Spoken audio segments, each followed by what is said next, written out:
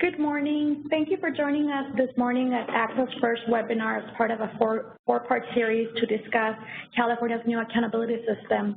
My name is Martha Alvarez, and I am one of ACSA's legislative advocates.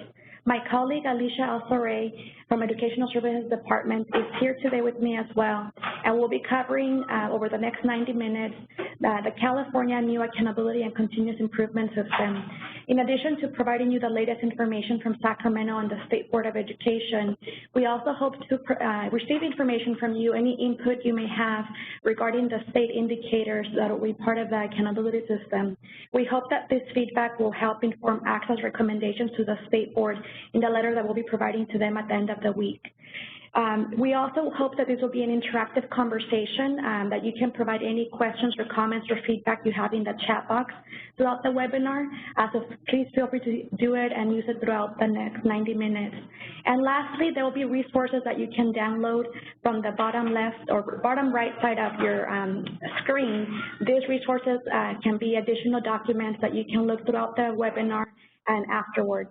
The PowerPoint will be available for download once we conclude the webinar later this afternoon.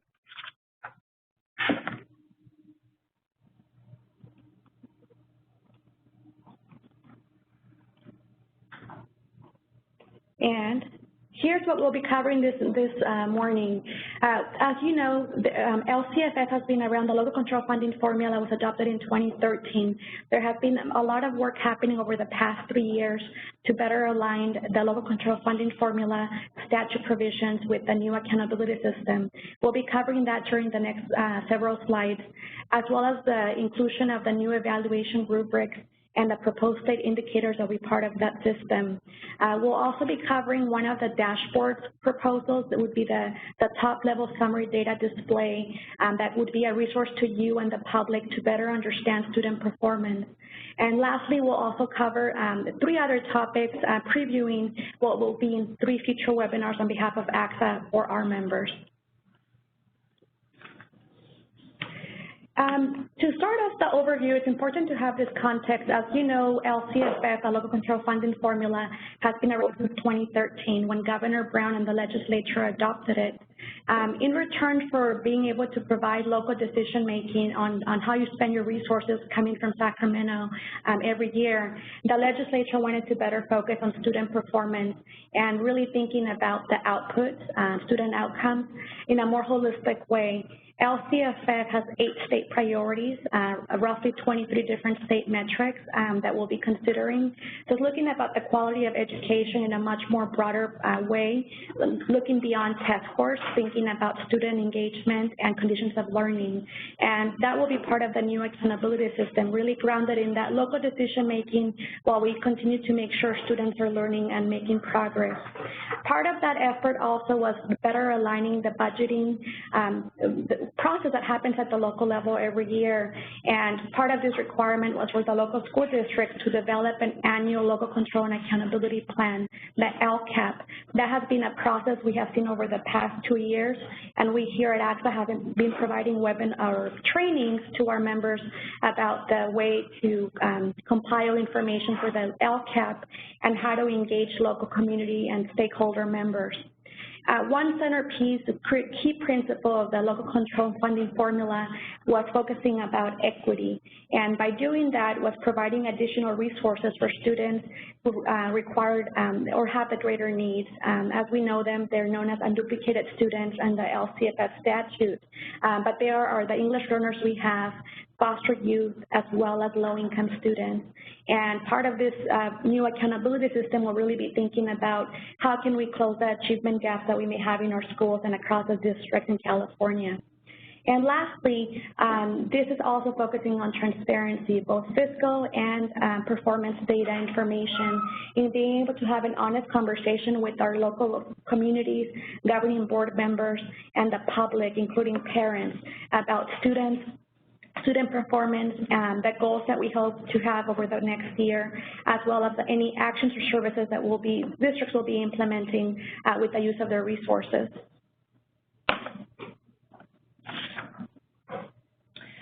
Speaking of resources, included in our LCFF law is I guess you would call it formula for funding that includes the base funding as well as supplemental and concentration funding. With the continuing implementation of LCFF, we have several new changes directly on the horizon here in the state of California. We are going to have an updated and revised template coming this fall or close to winter, as well as a new accountability system and the implementation of the LCFF rubrics. This creates a nexus for change that is unprecedented in education. The goal, of course, of our new accountability system is to have an aligned, single, coherent local, state, and federal accountability system that's really focused on continuous improvement. And the State Board of Education is really working hard to make sure that it's fully integrated. Those of you that are involved in alternative education will know that the schools will be excluded from any current data analysis, and they're working on a system for alternative education programs. These changes that we're talking about really impact the entire system and moves California, as I said, from compliance into a model of continuous improvement. Most educators are really familiar with the cycle of inquiry typically used to improve student outcomes. In these cycles, you will typically see plan the improvement, do the work that's outlined in the plan, study the impact of the work that has been done, and then act, change the work according to what we've learned from the study. These cycles are similar to the one provided from the state regarding the annual interaction among LCAP, LCFS, evaluation rubrics, and the assistant and support process. There is a PDF available of this document, so you can download it now or after the webinar. In July, LEAs are to approve their LCAP, and in October being the final deadline for the County Office of Education to really accept the LEA's LCAP. In November, evaluation rubric data will be available and displayed for use for districts to begin to really make a plan based on the data that they've gotten. And then in February and March, we'll be utilizing stakeholder engagement to do an annual review and really look at updating LCAP. And all throughout that, we're implementing the LCAP, we're planning, and as well as laying over your own district improvement cycle. The role of evaluation rubrics, key to the cycle of inquiry is the use of evaluation rubrics, which are meant to be a holistic, multidimensional assessment of school and district and individual school site performance and expectations for improvement in regard to each of the state priorities. The role of the rubrics is to be used to analyze performance and relative to statewide performance, to establish performance standards and schools, and for all LCF priorities for informing LEAs in schools if they're eligible for support, differentiated assistance, intensive, or state direct intervention to align with the LCFF and federal ESSA accountability requirements, which are being developed as we speak.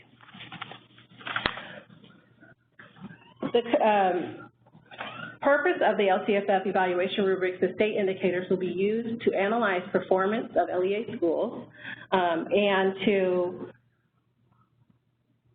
have several components. You have the state and local performance indicators, the performance standards for state and local performance indicators, which we will go into further in a few minutes, the criteria for determining eligibility for technical assistance or intervention based on performance on the indicators. All of this will be available in an electronic interface.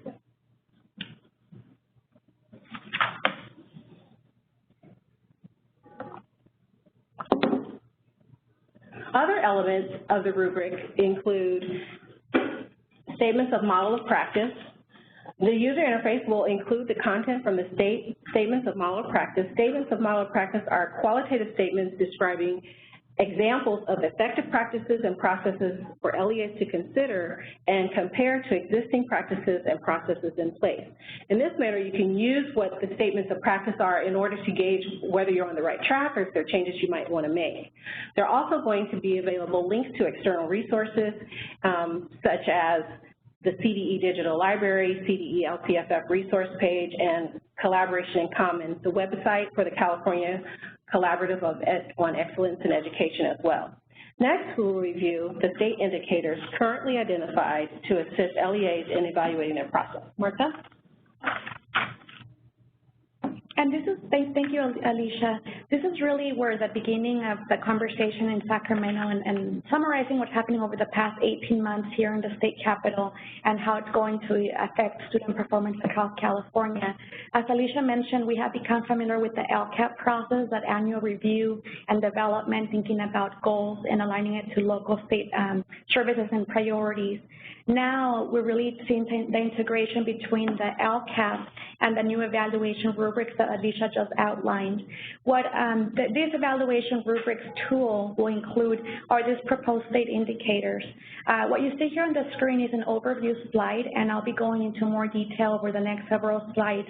But thinking really similar to what Alicia mentioned before, this will be a holistic model looking beyond student test scores, thinking about what's the quality education, student engagement, conditions of learning, access to a broad and challenging curriculum.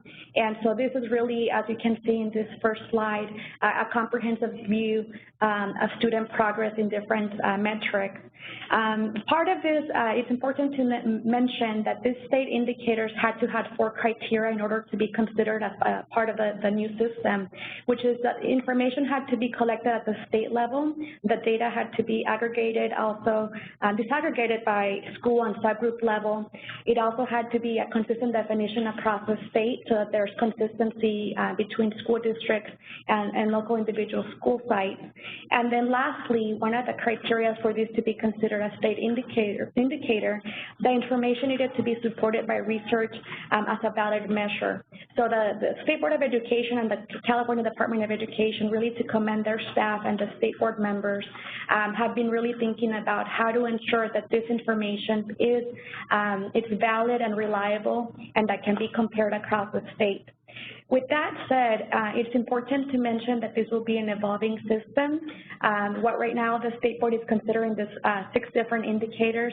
It likely could include other ones in the future once additional data becomes available, and they could consider replacing or including additional ones besides this. So to quickly go down the list before we go into more details for each individual one, we'll be thinking about student test scores in the SBAC in both English, language, arts, and math.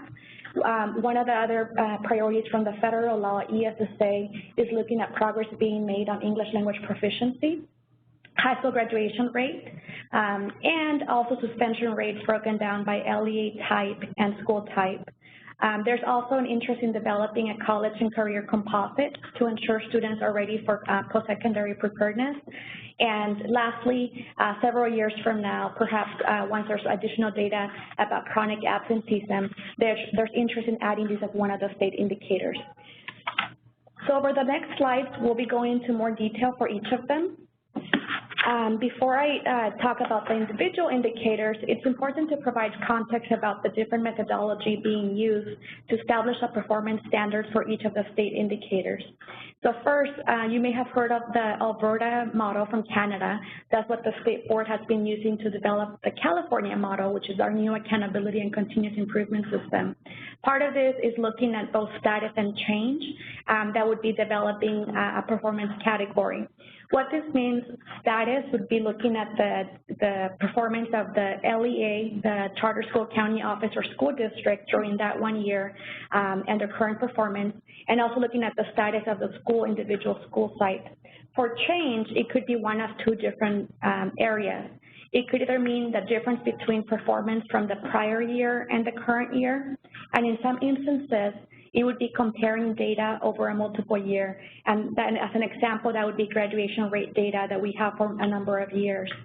It's important to mention that this will be equally weighted cut scores, that both status and change will be combined, and they'll be both given the same credit. in order to be able to come up with this performance category. Part of the information is this information would be applicable for any school sites or LEAs that have a numerically significant subgroup. The N size would be 30, which is part of LCFF. For foster and homeless youth, it's down to 15 students per group.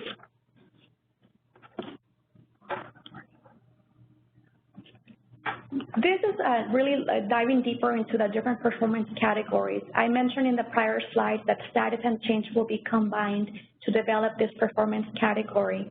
What you see here is there will be 5 different colors, each indicating the type of status.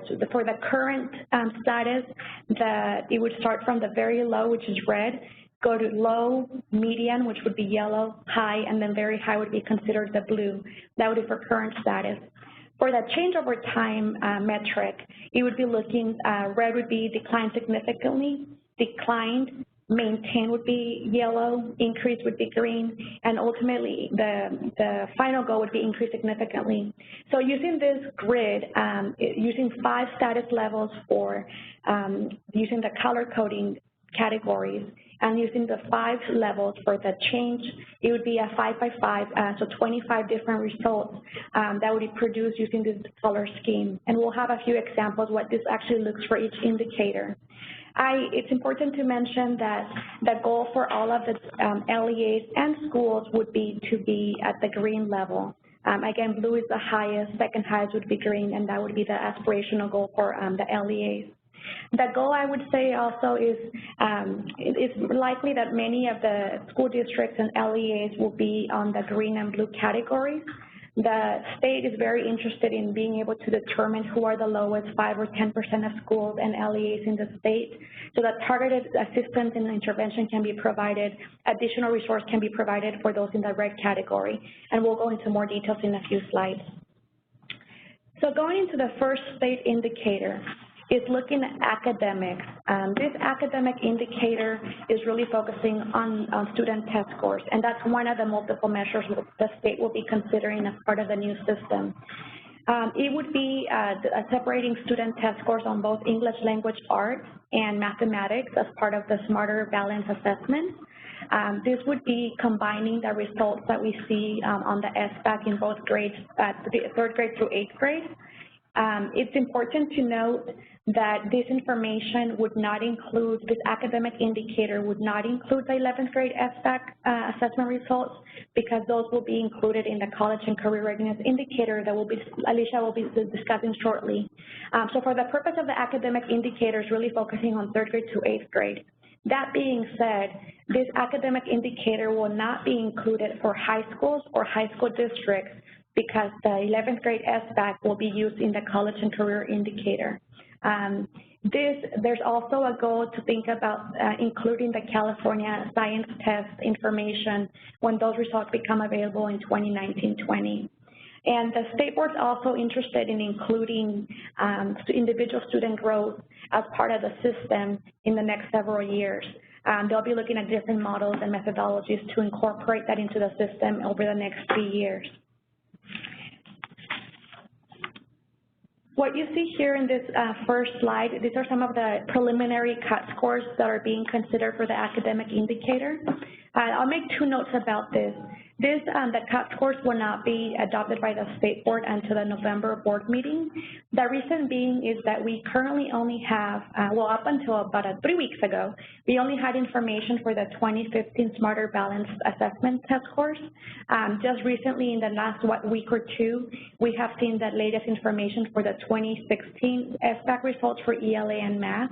And so what you see on this screen, you only saw the status, sort of what was the performance based on the 2012 student test scores, but we didn't have any comparison data to be able to compare 2015 and 2016. Now that the new results are available, the CDE, Department of Education staff, will be analyzing the latest information on test scores to propose new indicators or new cut scores that would be incorporating the change aspect of it, so being able to compare performance between 2015 and 2016. What you see on the screen is really just meant to be an example of the proposed cut scores for status, and that way you would be able to see if this sounds reasonable. What we would hope, if you have any feedback, is for you to use the chat box and let us know if you have any concerns about the recommendation to use proficiency rates on the SBAC as part of the new cut scores, or whether you think there should be an alternative way of looking at academic indicators focusing on ELA and math.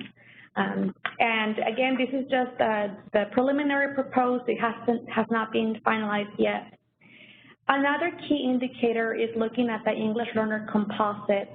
This one is both local control funding formula and ACSA, that Every Student Succeeds Act, requires English learners to make progress towards English proficiency. The way that California is thinking about this English learner composite is for initially looking at the progress of EL students making towards acquiring English proficiency. That would be done by looking at the results on the CELT, the California English Language Development Test, and also being able to see if there's any progress being made towards English proficiency by increasing one performance level from one year to the next. That composite would also look at reclassification rates and how many students are being reclassified as fluent English proficient. And those two metrics would be used as part of the composite. In the future, the State Board is considering including the long-term English language rate. In California, as you know, we think about long-term EL students after they have been in school for more than 6 years. And so over the next 2 years, there'll be additional evaluation and models to determine if long-term EL rates should be included in the composite, with the goal of doing it by 2018, 2019.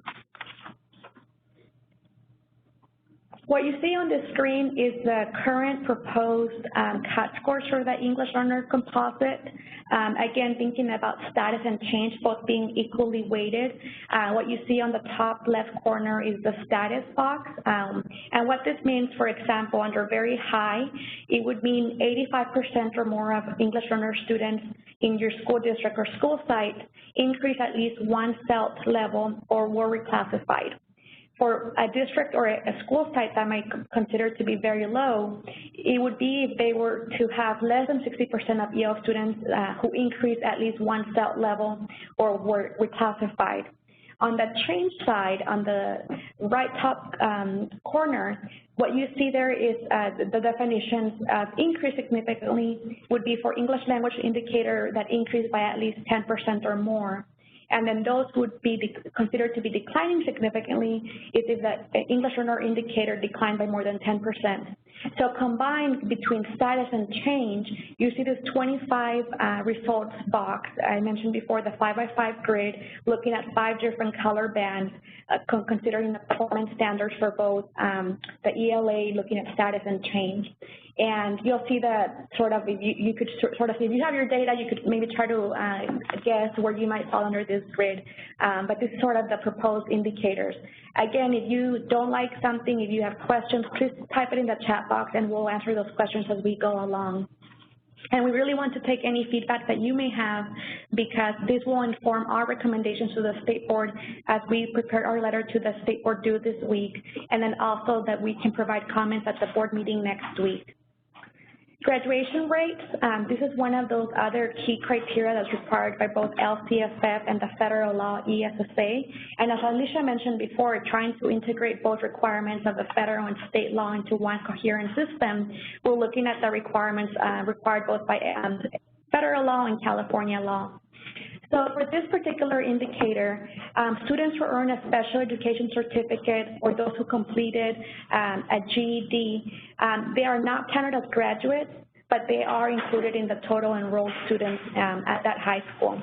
The State Board at this point is considering using a 4-year cohort graduation rate, looking both at status and change, and then perhaps down the road they would be interested in incorporating a 5-year graduation rate. But what this means is that we would be looking at students who entered freshman year and who graduated or completed high school within that 4-year period as a senior in the 4th year.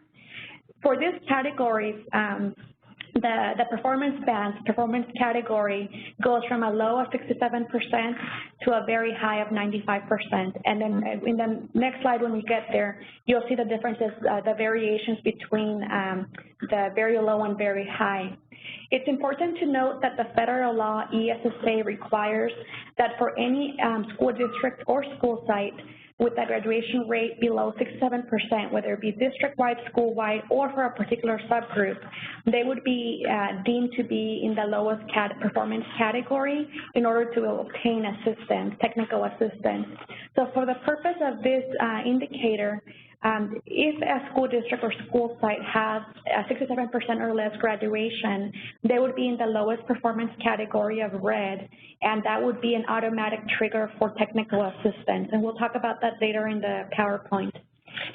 And we will also talk about some of the local indicators, like parent engagement a little later. There's a question regarding the parent engagement metric. So we'll get a little bit into that later. Thank you. And right now, thank you, Alicia, for that comment. We're really focusing in the first few slides talking about the state metrics, going back to that initial comment I made about the 4 criteria required to what's considered to be a state indicator, looking at reliable data, consistent definition across the state. For the local indicators, Alicia will be covering them in a few slides and thinking about the local metrics.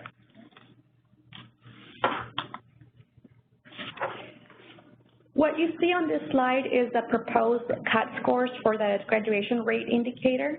You see, as I mentioned before, the very high category being 95% or greater in graduation rate, or the lowest one would be 67% or lower. 2 points that are important about this slide. As I mentioned before, anytime a school district or an LEA has 67% or less graduation, they would be automatically red, and that's what you see at the very bottom of this grid. Regardless of how much change you make, let's say you had 55% graduation rate and you went to 57% graduation rate, you would still be considered red regardless of change, given that the status level is less than 67% graduation rate. On the other hand, let's say that you had the highest performance, as I mentioned, was 95% or higher graduation rate. Let's say your graduation rate was 98% in 1 year. And then the following year, or the current year, your graduation rate went down to 96%.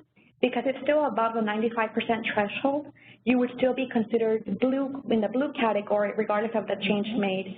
So as long as you stay above 95%, whether you go down or below or above, you would still be considered to be in the highest category. And on the next slide, we have a few more examples of this graduation rate.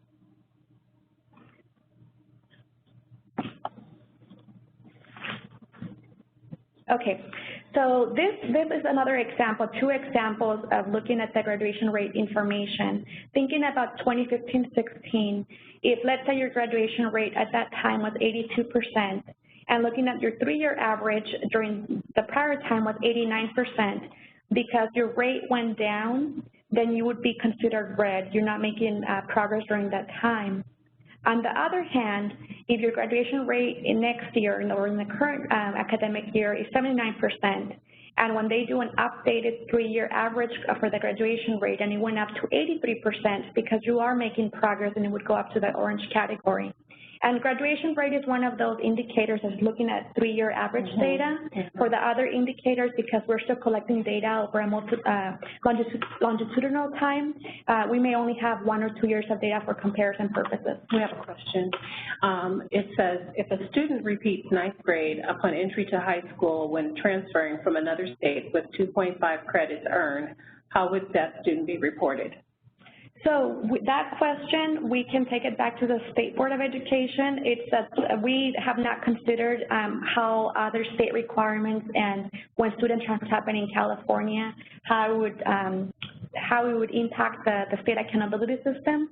I think it's a question that we would probably want to check in with the State Board of Education and see. And I think a further question might also be, are you saying reported in terms of assessment? You know, their performance on the state assessments, reported meaning what? That's my question for the person with that question.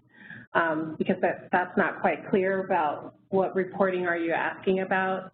If you're asking about, because we're talking about graduation rates right now, so. And at the same time, this information is data that's currently collected by the Department of Education through CalPAD. So it would be, I believe, in a similar manner of how you currently report your graduation rate data.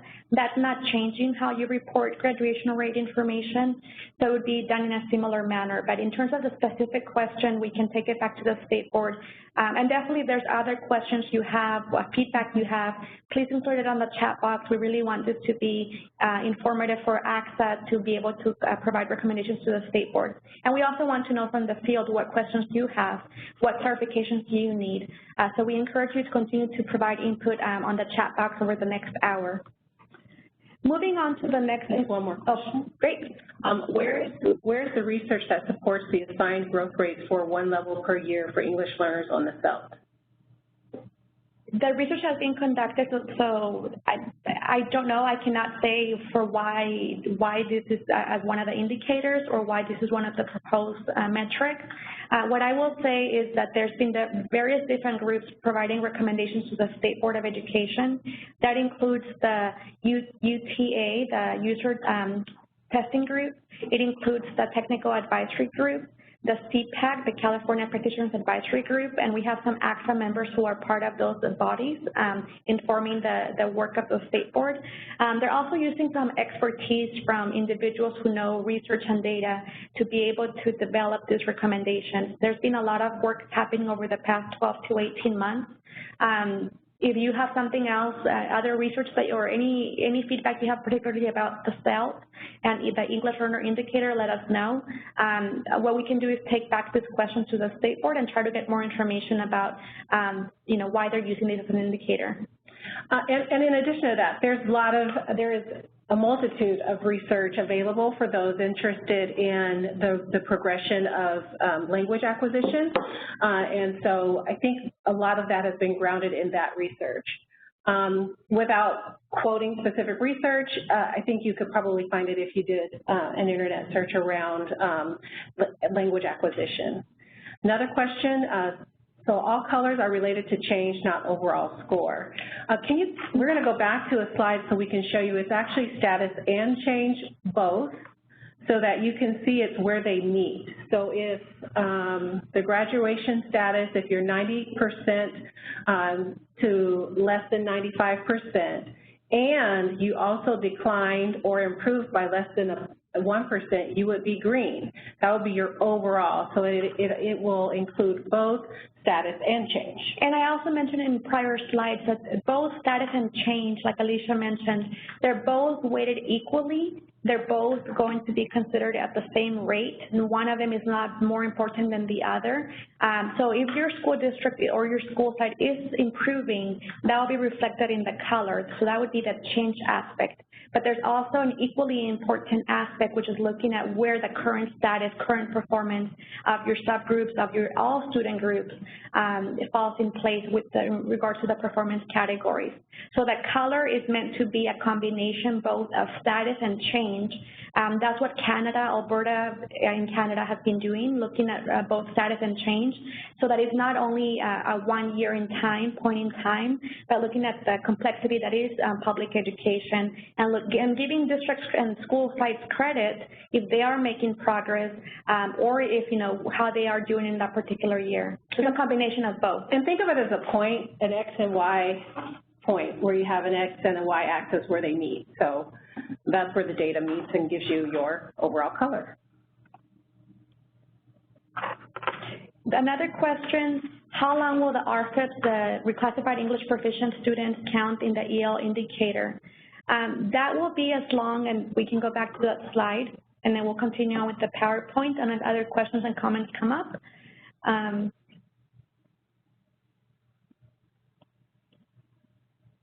Okay, here it is. So as the proposed model includes, it really is looking at, I mentioned before, the CELT test scores as well as the reclassification rate. it will continue to be, it appears, as long as the districts are making progress. So this system is meant to be one of continuous improvement. So we always want to get better. We always want to be able to get more students reclassified, more students to become English proficient according to the CELT. And then in 2018-19, when we have that new LPAC assessment, looking at that as the data. So for, if I understand the question correctly, the RFEP students, the RFEP students are currently not included, I don't think, in the indicator, because we're looking at students who are English learners and students who are reclassified, but it's only the reclassification rate. I don't believe that the RFEP students are part of the data. It's more of getting to becoming an RFEP. That reclassification rate is the crucial piece of it. And I mentioned before, there will be an additional component considered in a few years, which is the long-term English learner rate and how that incorporates into this composite. So we'll check into this, but I don't believe that RFEP students would be included in the indicator, just the reclassification rates, how much success you are having in getting kids reclassified. RFEP students likely would be considered as part of the definitely a part of the other indicators on assessments, SBAC, and because they would no longer be taking the CELT, they would be taking the SBAC, both in ELA and math. So we can, if you have more questions, definitely let us know, and we'll take it back to the State Board and the California Department of Education. All right, we'll continue to move on, and then we'll take a few breaks after a few slides and answer more questions. So one of the other indicators is looking at suspension rate. Okay, this is the slide. So this is one that ACSA, we heard from our members early on that there was concern about the use of suspension rates as one of the indicators. While we value the multiple measures and looking about student holistically, there was concern from some of our members regarding the definition of suspensions, that there's differences across the state in how districts and school sites implement suspension policies. However, the State Board of Education decided to move on, continue on with this indicator. And for the initial purpose of the rubrics, they will continue with suspension rates, which would be both suspensions and in-school suspensions that happen at the school site. As you can see in this grid, there's the same color coding we have seen before. The only difference is that there will be different cut points by LEA type, so that would be by elementary, high school, and unified district. And then there would also be different cut points for school types, so elementary school, middle school, and high school. So there'll be 6 different sort of cut points depending on your LEA or school type. The reason being is because there might be more propensity that there's higher suspension rates at the high school level, as an example, and it would not be fair to compare the suspension rates with the high school student compared to an elementary school student, and vice versa. So there'll be different cut points. That's why on this grid you don't see the actual cut points, you just see the color coding. I will mention that there's currently only 2 years of suspension data, and by January of 2017, the State Board is considering updating to include the 3 years of data that we have on suspension rates as we continue to collect that information. The suspension rate is being calculated based on the number of students suspended in an academic year divided by the cumulative enrollment of your school site. So again, is the number of students suspended divided by the cumulative enrollment. For the purpose of this indicator, status is considered to be the current year suspension rate, and change would be the difference between the current year suspension rate and the prior year suspension rate. Lizette Diaz has a question. If we reclassify ELs and they no longer are included, how can we show ELs making progress over time?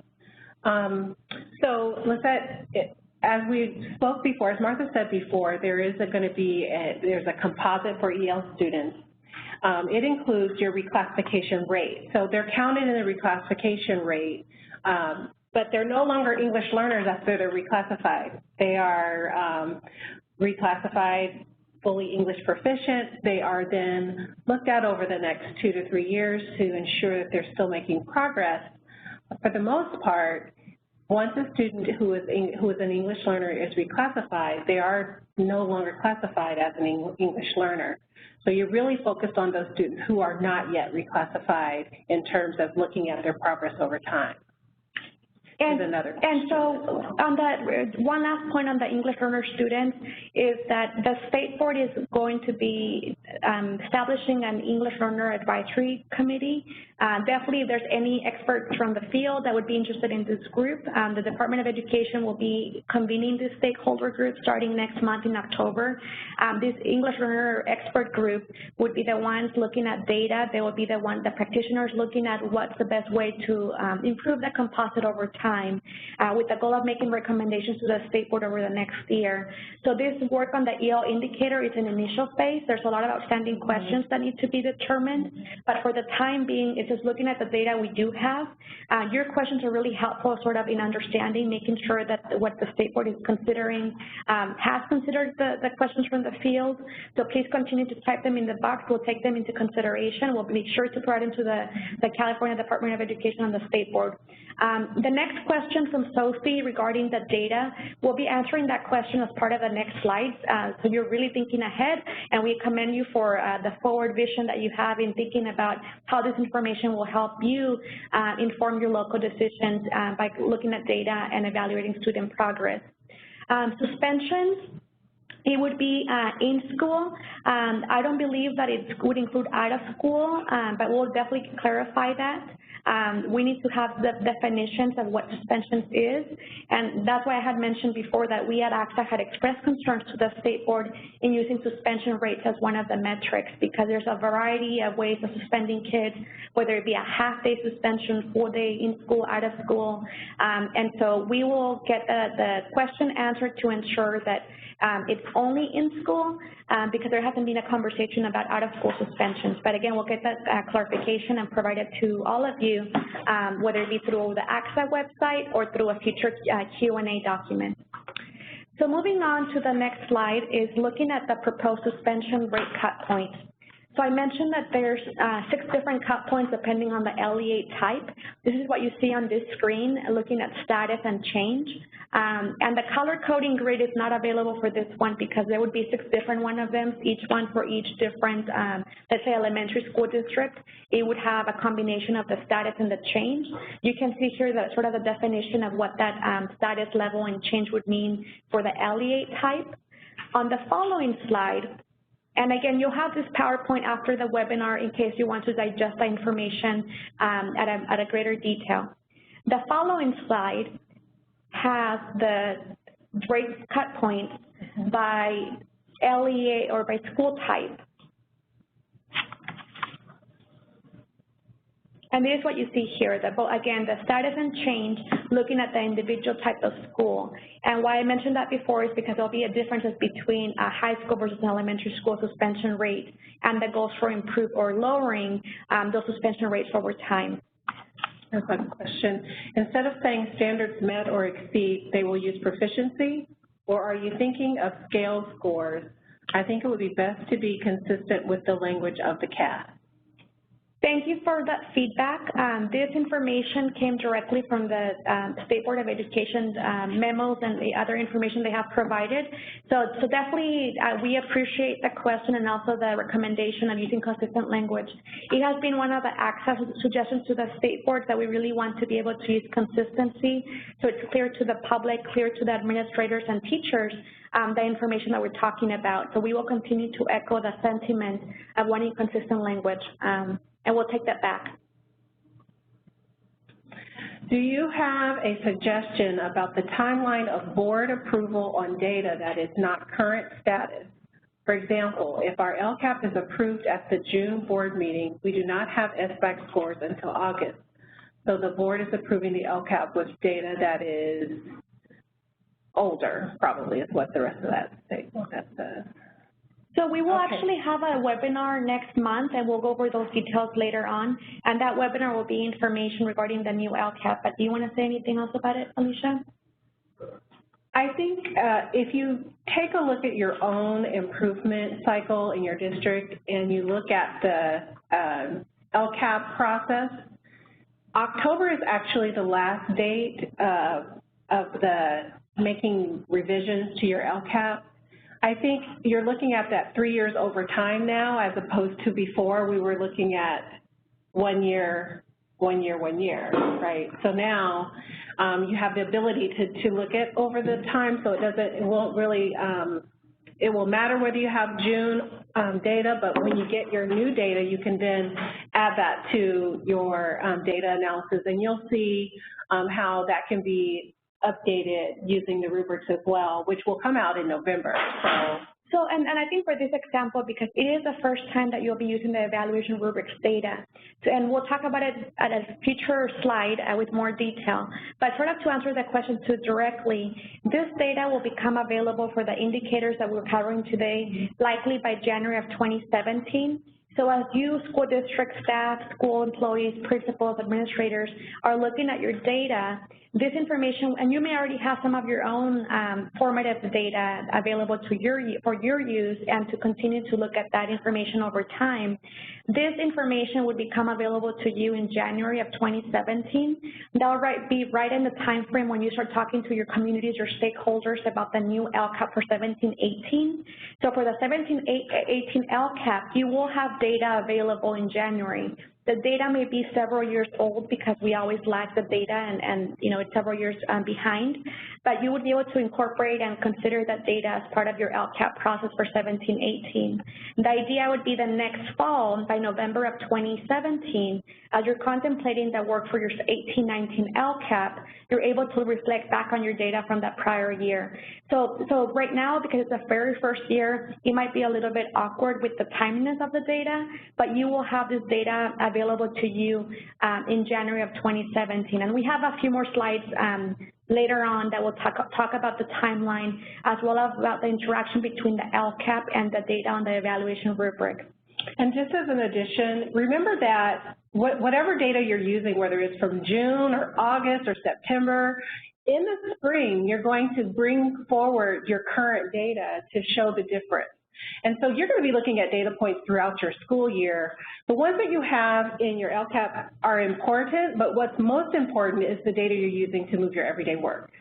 So with that being said, we're going to move to the next question, which says, are in-house suspensions included in the numerator?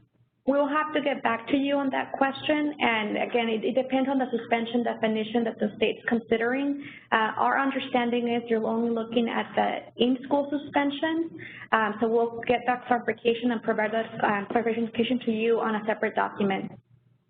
And it sounds like November is a better time to review with the board. I think, so your school board, you should have a practice of ongoing updates to your school board that would include current data. It doesn't have to be the data that's in your LCAP. You can be reviewing data that's current with your board at any time. So because the rubrics will be out in November and the data display will be available, that is another point in time in which you can engage stakeholders around progress on your indicators and progress on assessments and those things in your district. So November is not a bad time considering that the rubrics will be available, but you can also do it in the fall and you can also do it in the spring. In fact, we encourage you to do that. And I'll take the next question, and then we'll move on to the other indicator that Alicia will be covering in a moment, which is the college and career readiness indicator. But for the suspension rate, one of the questions from Jennifer is regarding the school climate survey.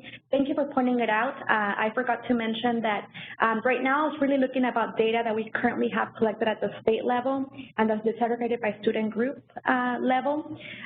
There's interest from the state board, and ACSA also supports the inclusion at a future time of school climate survey. We really want to know how kids feel, their student engagement, school climate, that they feel safe and connected at school. Because we don't have that information, not everyone in California uses the California Healthy Kids Survey. They may use other tools to evaluate student connectedness or engagement. The state would be interested in for you, and Alicia will cover that in a few slides, for you to start collecting that information on the survey information, and then probably by 2019, 2020, the goal would be to incorporate information from the school climate surveys as part of the suspension rate composite. So right now, it's only really looking at hard data, the actual rate of kids being suspended, but down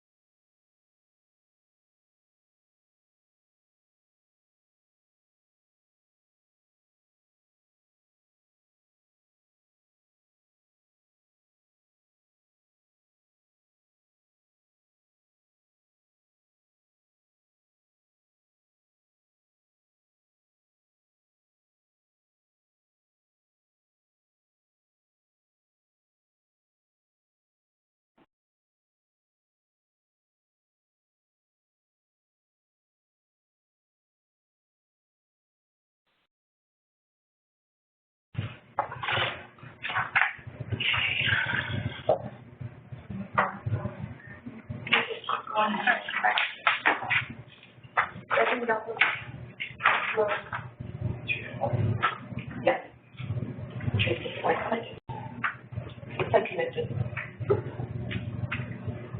Can they hear us? Audio is back. Okay. Well, welcome back. We love technology. We're so excited to have this opportunity with technology. And so we're going to continue and moving forward. We're going to hold off on answering some of the questions because we want to make sure we get through all of our content. And we only have until 10:30 with you.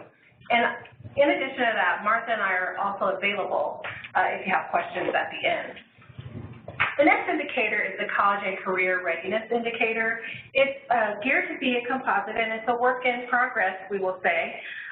It's one of them that will continue, one of the indicators that will continue to evolve over time and be modified. It's actually designed to allow for with very little effort to have new measures added or taken away as needed. There are multiple ways of getting credit for student preparedness for post-secondary. College level course exams, A to G course completion, early assessment program results on SBAC, which is currently the 11th grade SBAC, CTA course pathway completion, and dual enrollment as well. It really does encourage, no matter what LEA you are, what kind of students you have, diversity of students, and it's focused on high school.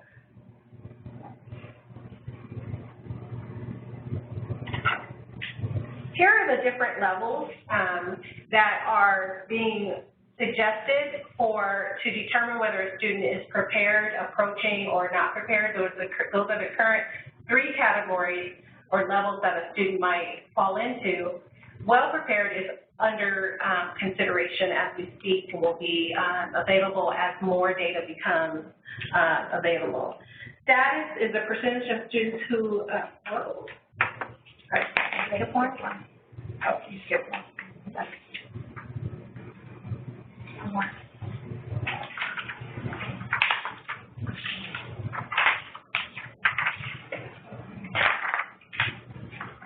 You can download this particular document from our website. The model uses a 4-year graduation cohort. So during the time a student is in high school, it will be asking these questions around if they completed one of the following criteria for the CTE pathway completion. Did they at least have a level 3 standard met or on both ELA and math? If they meet one of those criteria, then they will be deemed as prepared.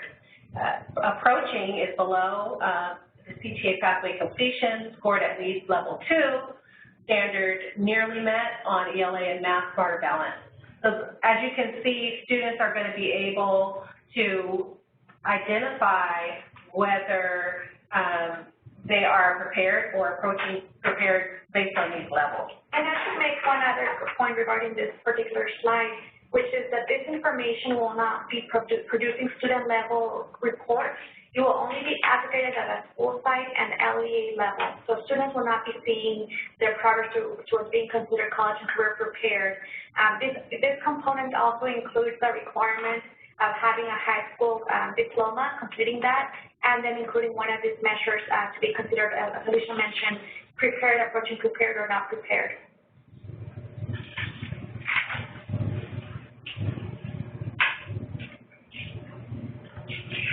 This displays what might show as the cut point for the proposed college and career performance indicators. As you can see, on the left is the college and career status.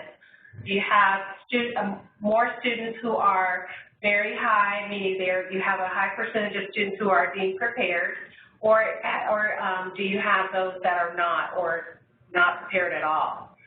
Decline significantly, decline, maintain, increase, of course, really looks at the status and the change of the status. The State Board of Education will direct the CD staff to complete further development of the college and career indicator, including student course taking information and options to measure access to a broad course of study. Staff therefore recommend that.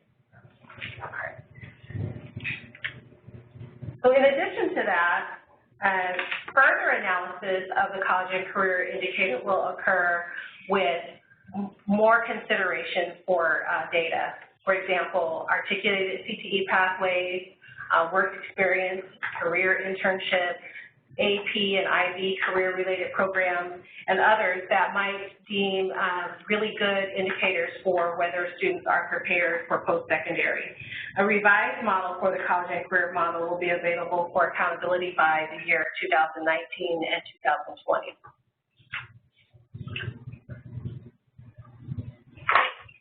Looking at this slide that we showed you before, do you believe there are let's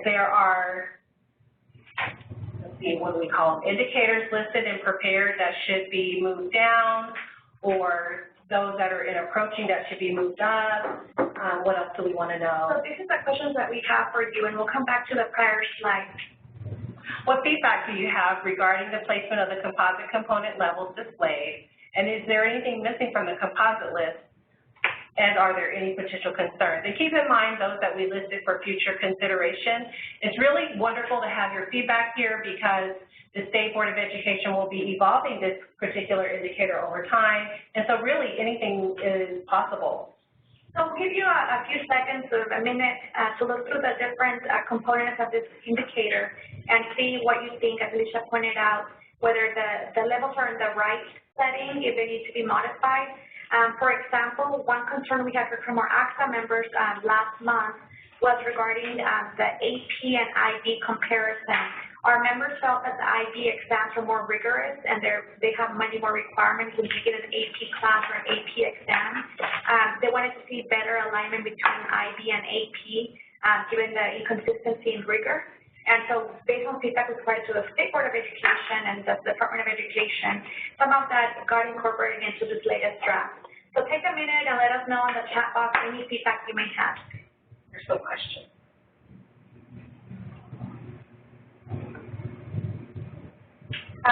Let's see.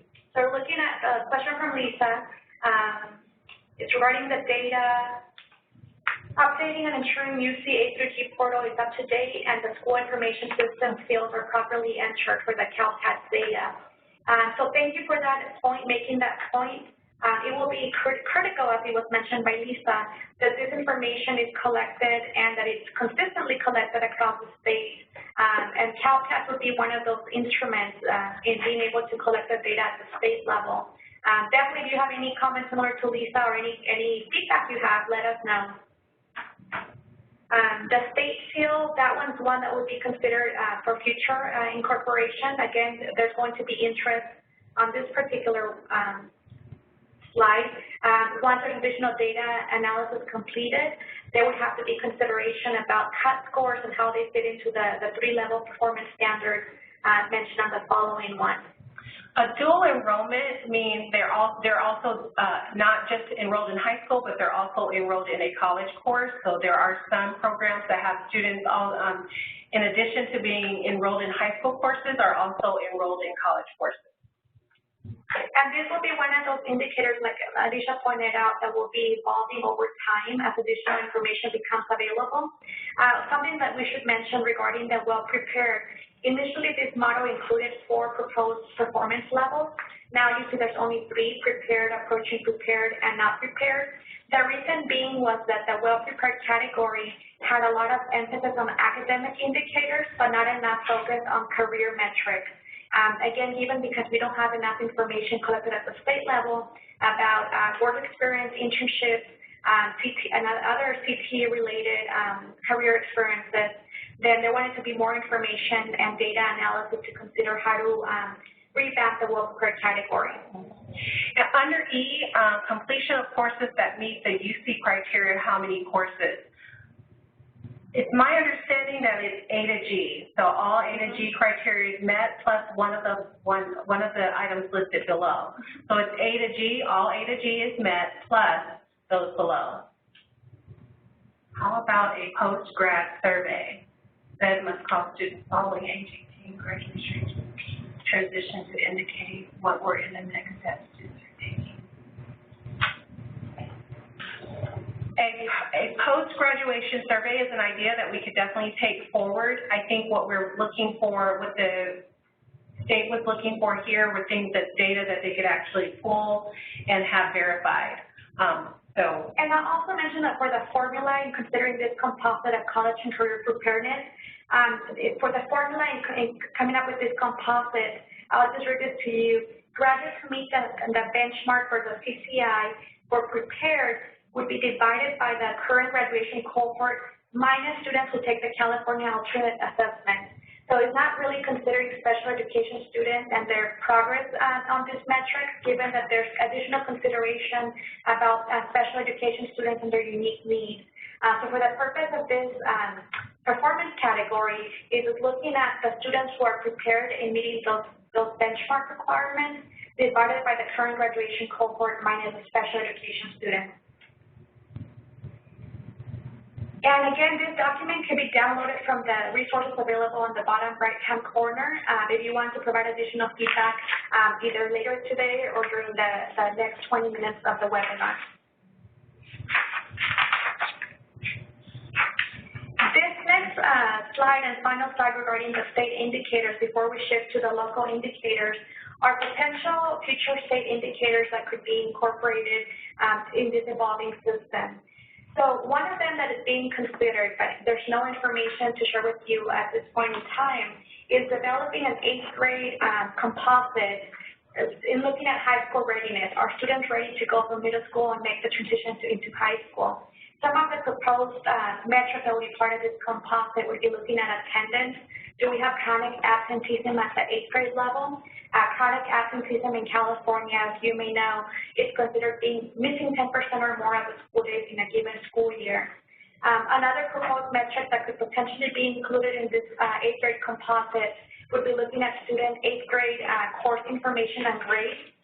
One example that has been proposed before is looking at both GPA of 2.5 or better, and then also looking at the course grade getting a C- or better in both English language arts and mathematics. So sort of thinking about just students' performance in grades. We have heard from some of our ACSA members that concern and their consistent concern regarding the subjectivity of using tests or grades, given that there's different ways that teachers may be giving grades to students.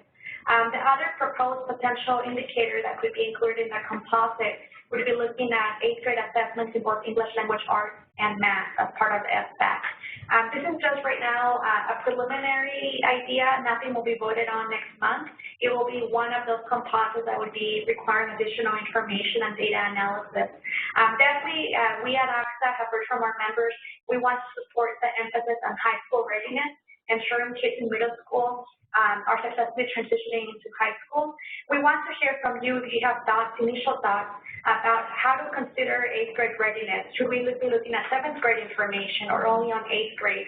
And especially for K districts that may not have, they don't have kids going on to high school, they're going to a feeder high school district nearby. How would that interaction play out? So if you have comments, questions, feedback, let us know. There's probably more questions and comments and answers that we have. Chronic absenteeism, I mentioned this one. We don't have data collected at the state level quite yet, but the state board definitely is interested in moving in this direction. So we wanted to provide this as one of those proposed indicators, potential future indicators for your consideration, so that as you continue to think about student priorities and your local goals, is that if we have kids missing school 10% of the days of school or more, they're not in school and they're not learning. And so this is one that once more data collected, it likely will become and elevated into a state indicator. As I mentioned before, school climate surveys is also of interest to the state board, something we at ACSA support in thinking about student engagement and school climate. That information, again, could become available down the road to include as part of the state indicators. And lastly, looking at the California science test, once the next generation science standards become available, we'll be able to incorporate that into the academic indicator we talked at the beginning. Well, we seem to have covered all of the state-provided data indicators, and we really want to look at now those indicators that locally you will be collecting locally and looking at locally. These metrics are, the ones that we just described are all state indicators, and these are what the state is calling local performance indicators and cover the remaining state priorities. Listed on this slide are the remaining state priorities that were not covered by the indicators that we discussed earlier. The methodology for data collection and studying progress on the remaining priorities include measuring using a variety of methods. You already do some of these things: surveys, self-assessment, polling questions. Someone mentioned earlier parent engagement, which is one of those. Again, surveys, collecting sign-in sheets, there are a lot of different authentic ways that people are collecting data around the last priorities that we just had on the last screen. They're self-reported in the evaluation rubrics that will be available. Met, did not meet for 1 year, did not meet for 2 years. And these are all based on your locally determined goals for each of those state priorities. And the local indicators, they're looking at providing something more statewide in the years 1920. Now that we reviewed all the possible indicators, Martha will show what the top-level data display summaries might look like. Thank you, Alicia. So really thinking, just taking it home, what does this mean to you as data? And this is one of the questions that was asked from one of the prior participants, which was, how can we know this data that we can incorporate into the LCAP development process?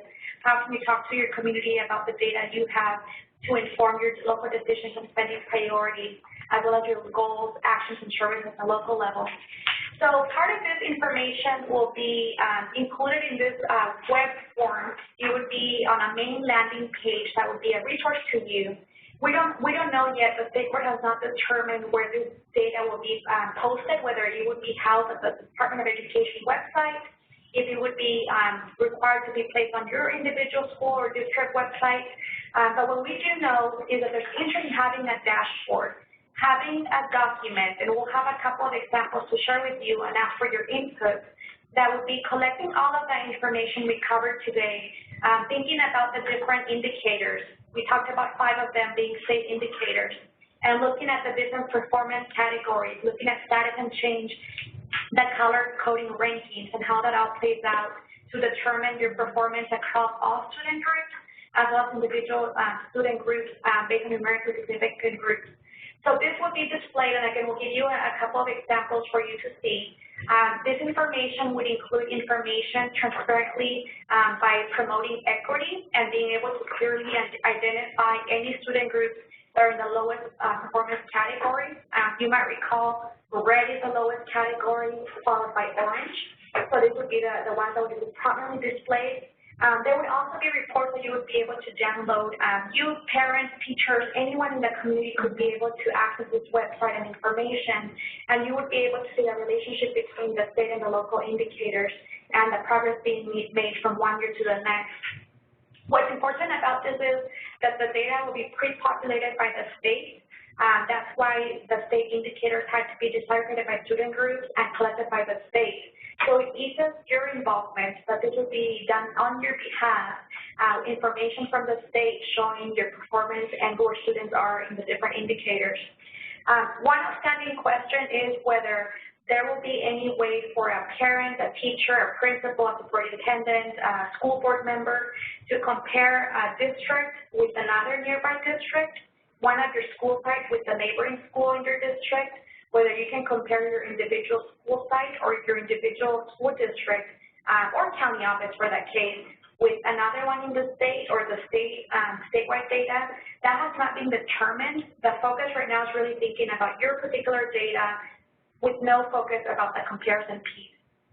And moving on, one last comment regarding this part is that there will be also an opportunity for you to upload your individual local data. So let's say you determine local metrics that you want to also hold yourself accountable for, or give yourself credit for progress you're making for those student categories. You would be able to populate data into this state developed document that would be able to support any of your local metrics. Along those lines, in terms of changing the rubric for schools year to year. The rubric is not necessarily changing for schools year to year. There are certain indicators, such as the college and career indicator, that will be evolving year to year, meaning there will be more data available to take into account in terms to determine whether students are prepared or not prepared or well prepared for college. In terms of local indicators, that really is locally determined. So I would say you have the ability to choose your local indicators and keep them the same. And as people are choosing local indicators, I believe the state will be looking at what are people choosing over the next 3 or 4 years in order to really look at, you know, are there some local indicators that everyone's using, and perhaps that might be an avenue for a statewide local indicator. Yes. So moving on to the examples that we have at this point in time from the State Board of Education. These are just hot off the press. They were just released as examples this past Friday on a webinar conducted by West Ed, who's doing a lot of the work on behalf of the State Board and looking at the data analysis and looking at the different dashboard options.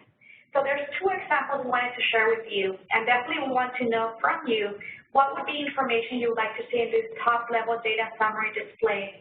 What this looks like, what it illustrates, is this would be a landing page. Again, it would be for your, let's say in this case, for your school site, but then it would also be available for your school district or county office.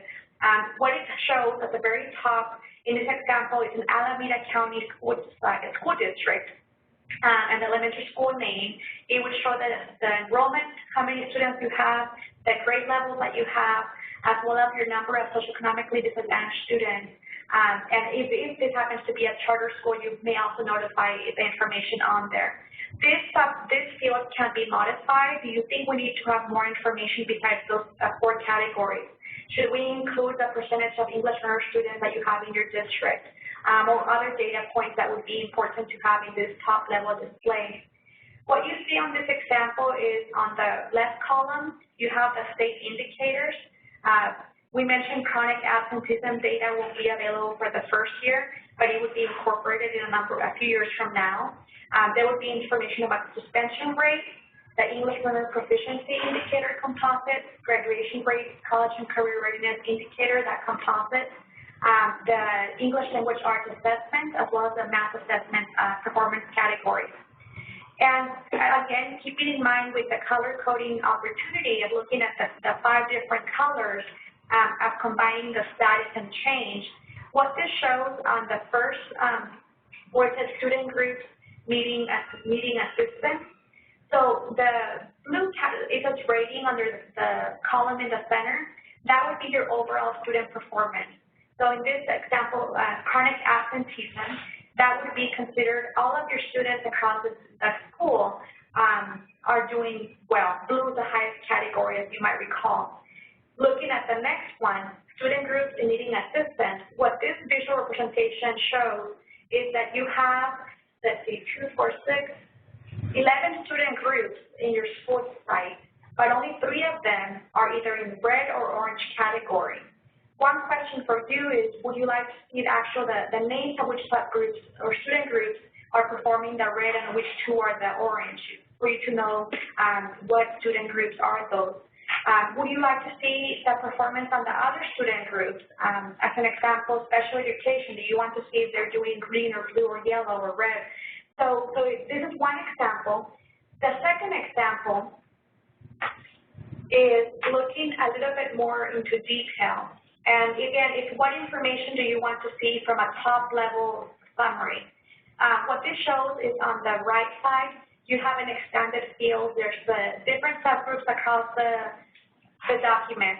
If there's an X across it, it means that you don't have, it's not applicable. You don't have the N size or the student numbers to be required to include that information. This one only shows the red and the orange categories.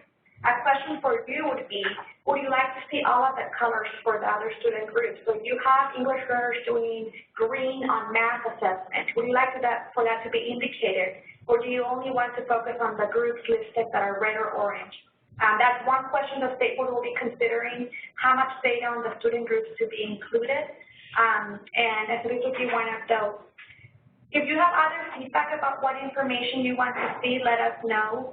There's other examples that the state board might consider, which would include, for example, on the blue circle, if you're only halfway blue, but you're not quite 100% in performance, but you might be 95%, maybe that blue would only be half blue, so that it would be showing how full you are in that performance category. What you will not see in this display is the individual, the actual percentage of the performance.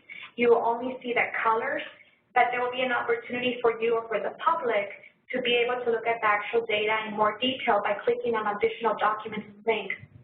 So this is meant to be just one quick glance, looking at colors, easy for the communities, for parents, teachers, principals, superintendents, board members, the media, really quickly be able to visualize how your students are doing across the district or the school site, and specifically also on the student groups at different categories.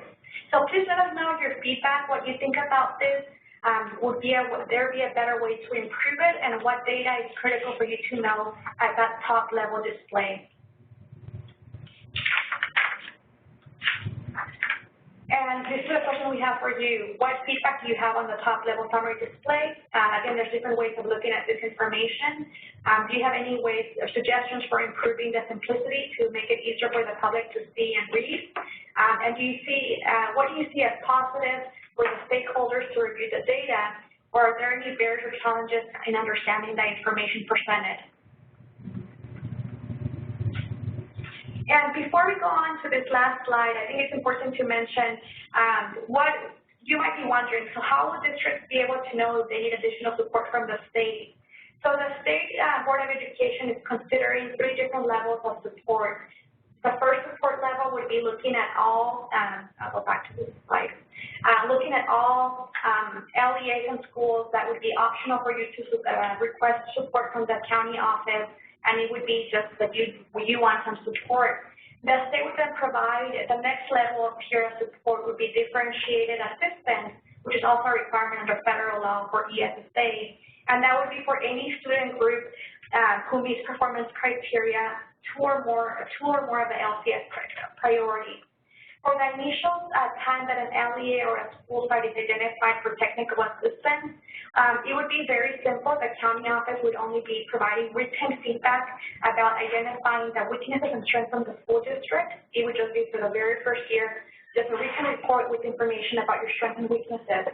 If in the following year, it continues to be persistently performing low on any student subgroup on the same exact priorities for LCFF, then the county office may provide additional support that would be targeted to your local needs.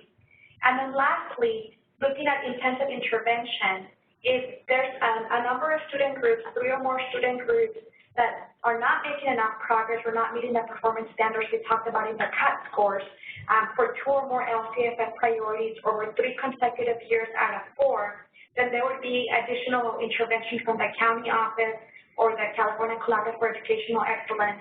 And again, this is meant to be years from now if after persistent low performance. But for the time being, I think it's just really important to mention that focus will be on continuous improvement, that you're making progress for all students and for students who have the greatest needs.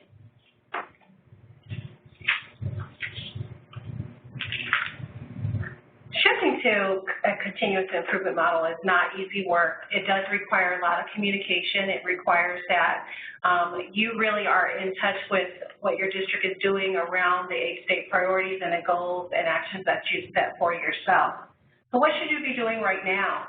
Know your data. Most of the data that we talked about is available now. You can start to look at that and really look at how you're progressing or changing or what status you might be at. Consider your areas of strength and weaknesses as they relate to the 8 state priorities and begin to develop plans in response to that. Identify your student group performance gaps. Where are there gaps in your district? Get to know your data well enough so that you can see where the gaps are, so that if we have a top data display that has the red and the orange, that you can really focus on how to make those green or yellow progressively to blue. Develop communication plans to discuss the data with parents, staff, community, media, and governing board and other stakeholders. It's really critical that they not only get the communication, but they understand the data that you're providing them and can understand the needs of the students in your district as they relate to the plan that you've created around meeting those needs. Look for ways to connect the use of the rubrics and the LCAP development to your improvement cycle. Every district probably has a cycle of inquiry that they use to push improvement. We just ask that you take the LCAP process and lay it into that cycle so that you have a really cohesive cycle for pushing your own goals and actions along with the 8 state priorities. Lastly, determine what formative data you have to support the state indicator data being collected. So for many folks, you're going to be looking at the state data one time a year.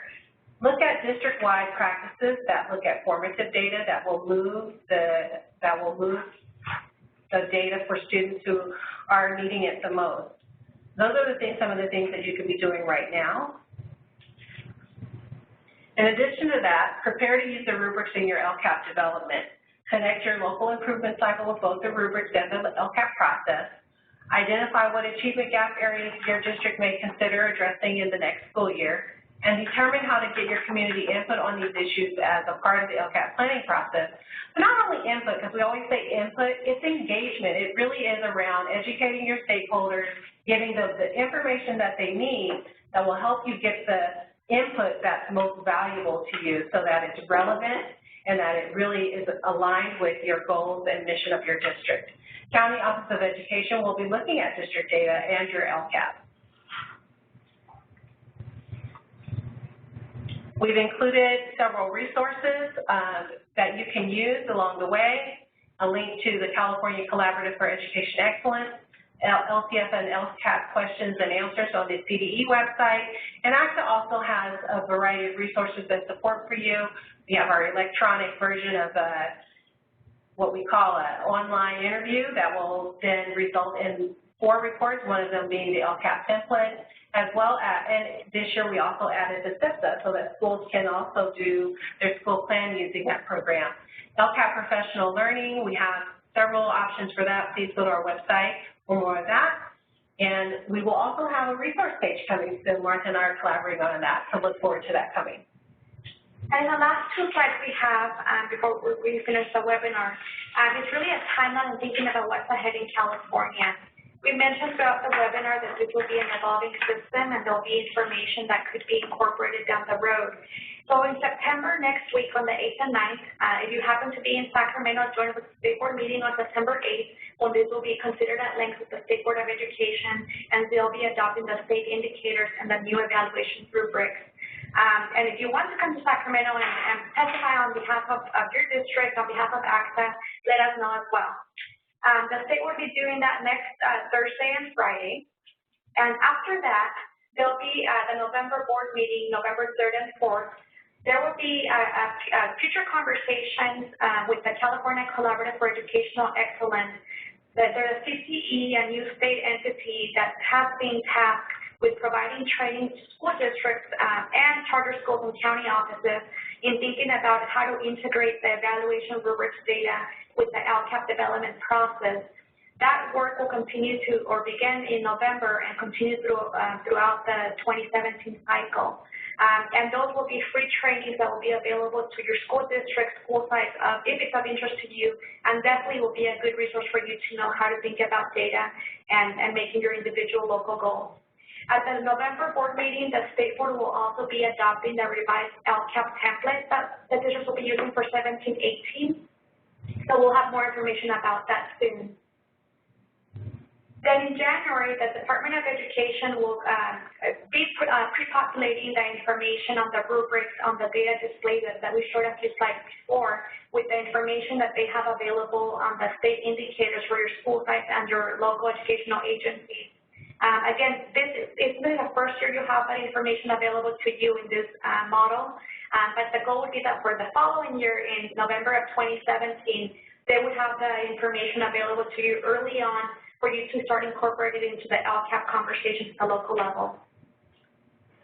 In the winter /spring of 2017, the LES would be underway with developing the LCAP, looking at the data as one of the key resources for you to have in those conversations, and being able to reflect on what you can improve on the following year. Again, the focus is really about continuous improvement and thinking about student performance across the entire spectrum, but also on the individual student groups. During this same time, the state will be considering an adoption of the ESSA state plan, how it will integrate the state accountability system with the federal requirements under ESSA. There will be an opportunity for public comment, and ACSA will be involved in this conversation. There will also be an opportunity, as we mentioned before, for the state to consider every year any inclusion or revisions to the evaluation rubric. And so this will happen on an annual cycle. Every March, the state board staff may consider providing to the state board an updated analysis or information on any new data available or indicators that could be elevated to being a state metric. This would happen in March, and then the state would consider adopting it in September of the following or of that same year. The new accountability system will be effective in July of 2017. So really thinking about 2017-18 as being that initial phase when we're thinking about supporting districts and what they need at the local level. I mentioned before the state will be considering any revisions next fall of 2017, and we got some good feedback from some of you regarding any challenges that there might be if we continue to make changes to the system that's still evolving. And then lastly, in the 2018-19 school year will be when the new technical assistance, the support and intervention from the state would start to begin. Although I think really the first couple of years the focus will be on the support and any technical assistance that you may want or require. And we have 3 other webinars coming up that we would welcome your participation in, so you can be up to date on the new accountability and continuous improvement system. These 3 webinars will be focusing on the new LCAP. There'll be a revised draft available to the public, and we'll be talking about it on September 27th. October 18th, we'll be starting to have a conversation about the proposed ESSA state plan. There might be some preliminary draft or information we'll have available to share with you. I think for the first two webinars, we really want to give you an update from Sacramento, but also really take your feedback and your questions to better inform the state decisions being made on behalf of kids in California.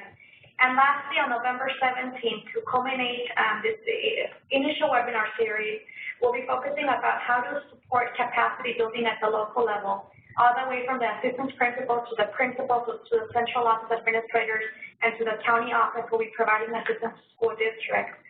We'll be partnering with the California Collaborative for Educational Excellence on this webinar, so they'll have an opportunity to provide you their own perspective about the new system.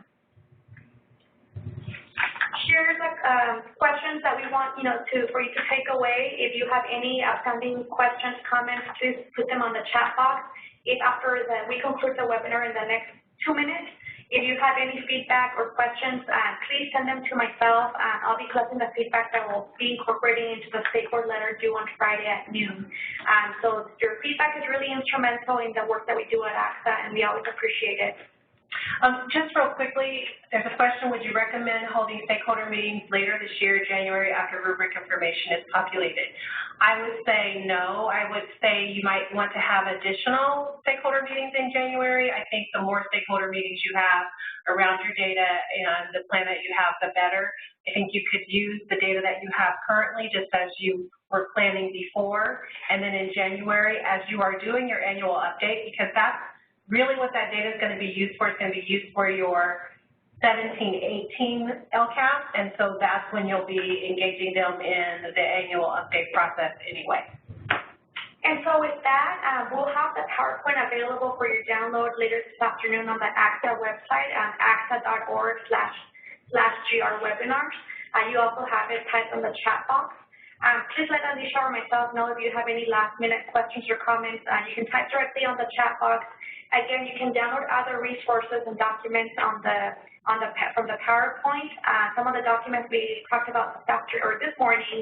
And if you want more information on any of the items, please let us know. There's a lot of resources we can share with you. This is meant to be a preliminary conversation to update you on the last 18 months, what has been happening here in Sacramento on the accountability work. But we'll continue to provide information to you as it becomes more defined and revised over the next several months. Anything else, Alicia? No, nothing else. And I'm here if you need support with implementation on the practitioner side that involves your implementing or parent engagement process or those kinds of things. I'm here to help you as well. So please do contact us. And on behalf of ACSA, thank you for joining us this morning. The webcast will be archived on the website, and we look forward to your participation in the near future. Have a great day, and good luck with the beginning of the 16-17 school year. Thank you. And if people want to ask more questions, we're happy to answer them too. Otherwise, you're welcome to log off as well. So there's no information about Open Enrollment Act. It's not part of the conversation at the State Board of Education. That's part of the legislative conversation, but not part of the State Board considerations at this point in time.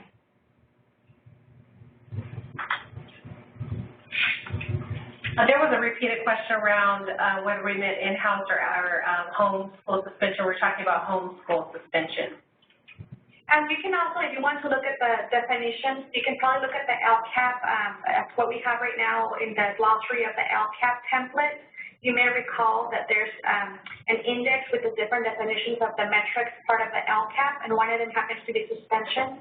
So the definitions that will likely be incorporated into the new system are on the LCAP glossary and the additional resources. And we'll wait for another few minutes in case anyone has questions. Otherwise, the webinar has concluded. And kudos to all the principals who are on the webinar and to the central office staff and county officials who and superintendents were here with us today. Definitely, we had a very good turnout from across the state in all different jobs categories, and we appreciate your engagement and interest on this topic.